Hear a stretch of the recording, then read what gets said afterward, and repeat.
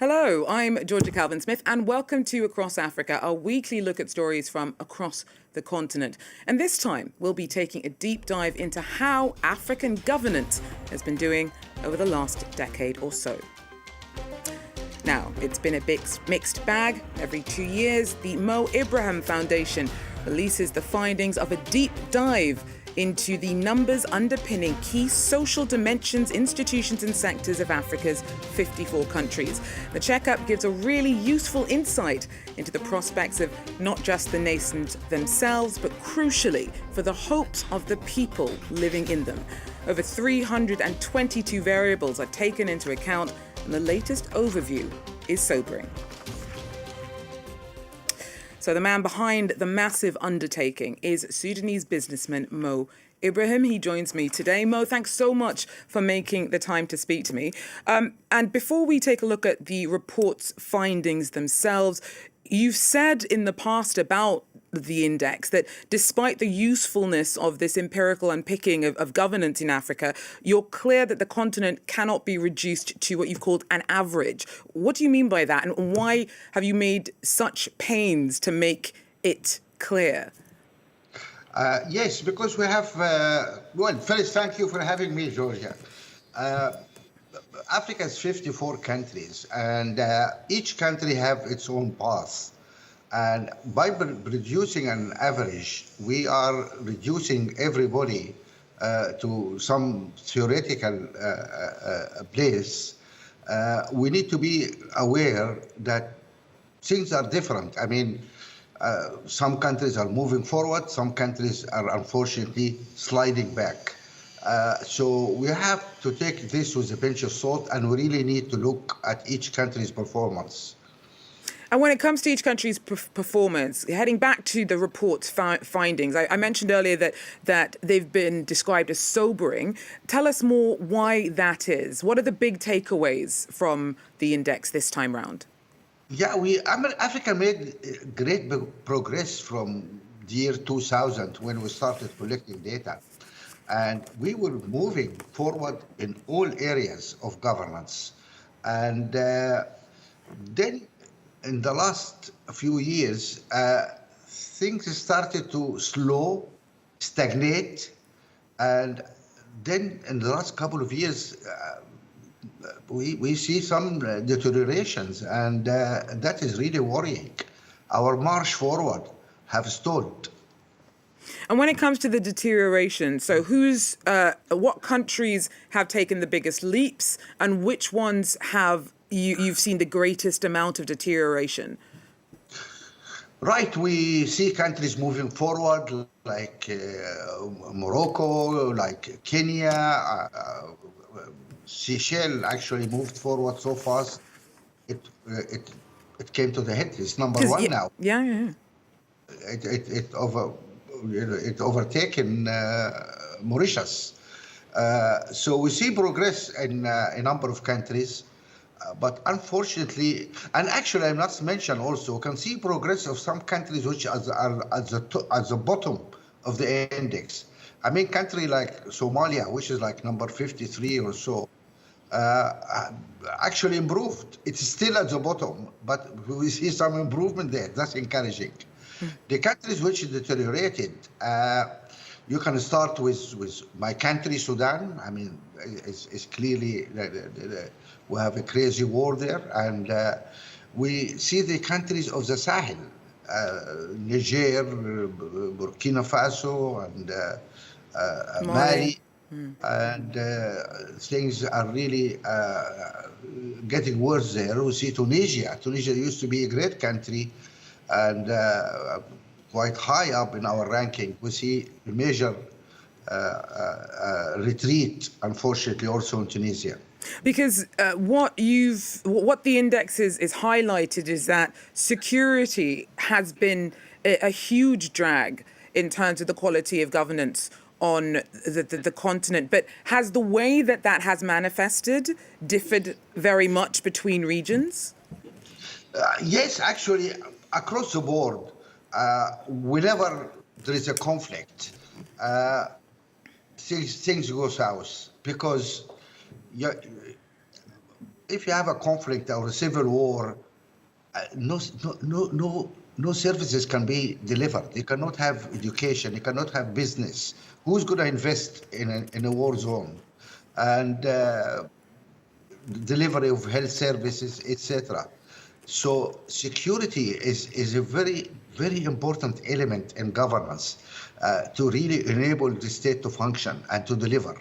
Because the governance is about delivery of this basket of public goods to the people.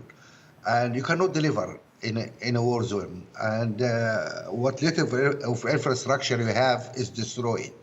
How can you deliver? So Mo, we're actually, some of the images that we're currently using to illustrate the point that you're making about the impact of security on every aspect of a nation actually come from your home country, Sudan. As much as you've done so much to kind of have a very big picture, empirical, scientific view of, all of these variables that go into governance, it must be quite difficult when you see someplace that you're so intimately attached to at the heart of the big problem for the region, which is security. How do you find that balance between your own personal concerns and maintaining your focus on the big picture? I imagine it must be pretty difficult. It is not difficult at all because I'm not part of the index team. The index team is a professional team. They do their work, and I see the index after it is compiled. So I have no input to the index. And I saw the index result only a week ago, actually. So there's no conflict there because this is a professional job done by and the sources of data, there's like 49, we have 49 independent sources of data. Some large like IMF or World Bank, some small like foundations here or there. We commission some data. So these are sources of data which is I have no access or no way to tinker with the data. So there's no conflict. No, I wouldn't want to suggest that there was any kind of interference in terms of the actual quality of the data. But I'm just wondering whether, when you are at least the figurehead of a project that creates an abstraction, a useful abstraction of something that actually has a very potentially personal impact on a place that you spent so many years of your life, that must be quite, personally a difficult balance to be like, we're talking about security is a big issue in terms of the progress of the continent. And then I'm looking at my homeland with what's going on. I guess maybe the simple question is how are you, what are your feelings about what's happening in Sudan? It breaks my heart. It really breaks my heart. It is just a wanton destruction of everything. We have 12 million people, displaced. 2 million of them even went outside the country, immigrants to the 7 neighboring countries. It is a war without end. And for no purpose other than power and money. That's it. And it is mad. It is just mad. And unfortunately, the international community lacks the will to, or even the attention to what's going on in Sudan. Mm-hmm. There are terrible things happening in Ukraine, in Gaza, in Lebanon, but what's happening in Sudan actually is much more than what's happening in all these places put together. We had over 150,000 people dead. We have 12 million internally displaced people. This is a catastrophe. And you wonder, where is that famous responsibility to protect, which Security Council assumed before? Where is it? Why don't you go and protect those people? But unfortunately, we live in a world where rule of law actually is breaking up, and global consensus is breaking up, and we're living through a different area, unfortunately. It's just sad.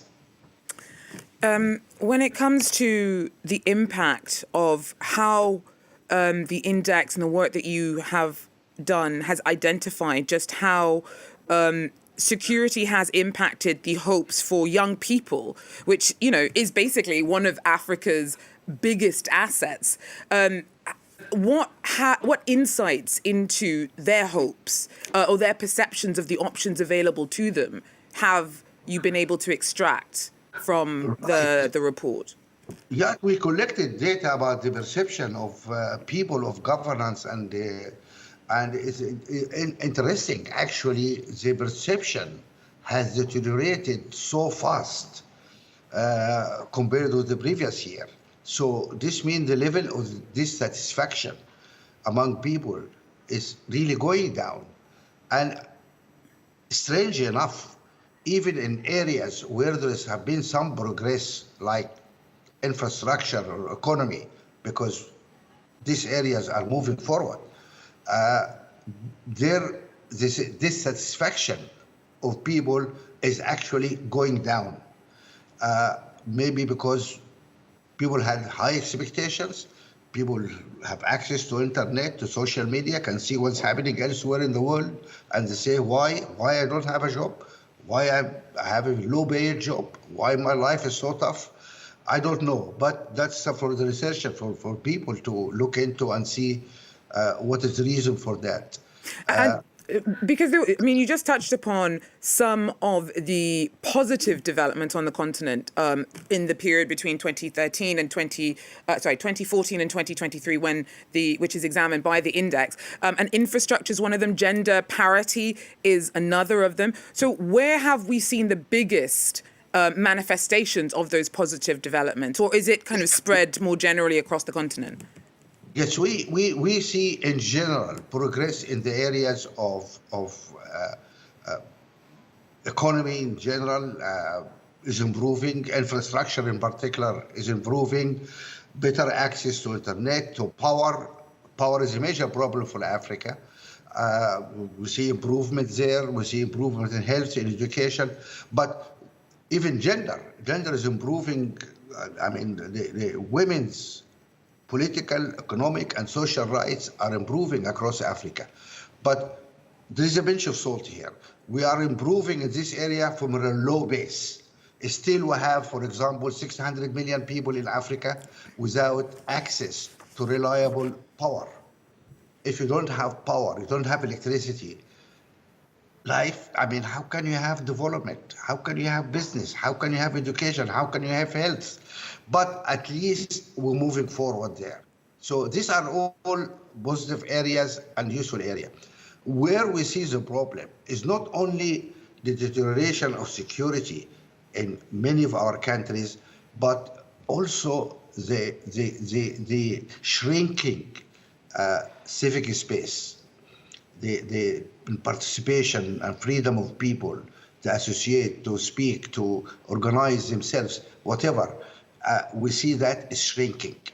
And these two areas, the assault on the civil space and the conflict, the armed conflicts, lack of security, these two are really affecting and producing this bad result for governance, because all the other areas are improving. But because of these two issues, we are really suffering a lot, because they affect everything else. And that is really sad. Mo Ibrahim, thank you so much for taking the time to talk us through the findings of the index, your feelings about a war that is generated one of the world's biggest humanitarian crises. Before I let you go, if there's one thing very quickly that you would want to set out as wanting governments to do with the information possessed within the index, what would it be? We give this data, it's free of charge, available to everybody. But we really hope, we'll give it to the governments. After give it to governments, we'll give it to the opposition parties, we'll give it to universities, to civil society. And what we have is just hope is that you look at it and see where are we doing well, where we are doing bad, and how we can use this data to improve ourselves. Why my neighbor is doing better? Why? Mo Ibrahim, thank you. I'm so sorry to cut you off, but we really appreciate having you on. It's been great talking to you. And for the audience, thanks for joining us. That's it for Across Africa. Join us again if you can. Till then, take care.